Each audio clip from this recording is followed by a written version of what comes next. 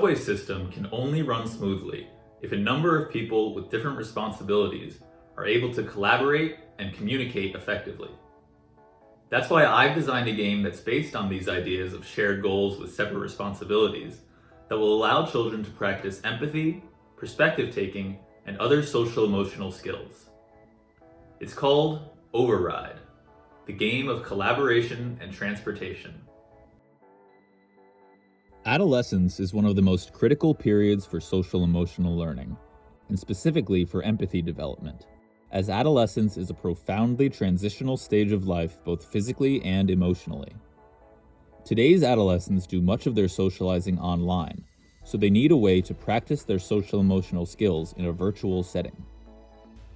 There are many facets to social emotional learning, and the area of focus in this game is social awareness, which is defined as the abilities to understand the perspectives of and empathize with others, including those from diverse backgrounds, cultures, and contexts.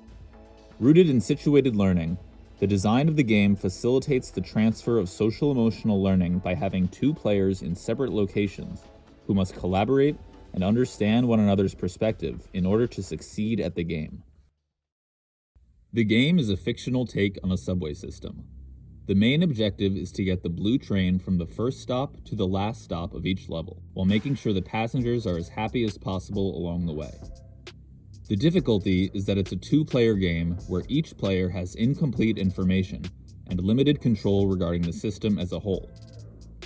In order to succeed at the game, the players will need to share information with one another, thereby necessitating a level of empathy and perspective taking in order to collaborate effectively. Player 1's role is the dispatcher. This player is able to view the entire system at once and is in charge of providing relevant information to Player 2. Player 2's role is as the operator of the blue train. They can only see what is ahead of them on the track, but they are in complete control of the train's movement and are responsible for the happiness of their passengers. The two players are on separate devices in separate locations and can only communicate via in-game messages and emotional reactions to those messages. In this scenario, Player 1 can see that the blue train is at risk of colliding with another train, but Player 1 has no way of controlling the movement of either train. Therefore, Player 1 can change the traffic light to red and send a message explaining why the blue train should stop.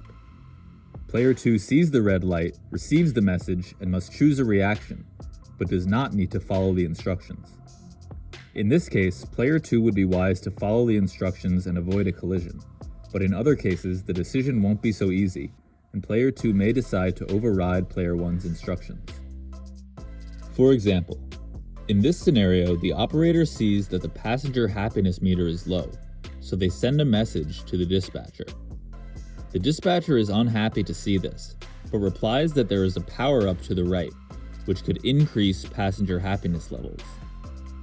Unfortunately, the operator replies that they will run over a phone on the path to the right, which would decrease passenger happiness levels.